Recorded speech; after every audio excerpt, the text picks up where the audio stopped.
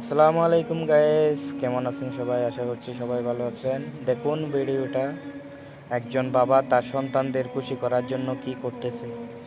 আসলে বাবাদের কোনো তুলনা হয় না। বাবারাই আসল সুপার হিরো। তাদের ভালোবাসা সবগুলো সব সময় প্রকাশ হয় না। তারা পরিবারের খুশির জন্য কত কিছুই না করে। বাবারা কখনো ক্লান্ত হয় না। আমরা আসলে বাবাদের কখনো বলতেই পারি না যে আমরা তাদের কতটা ভালোবাসি।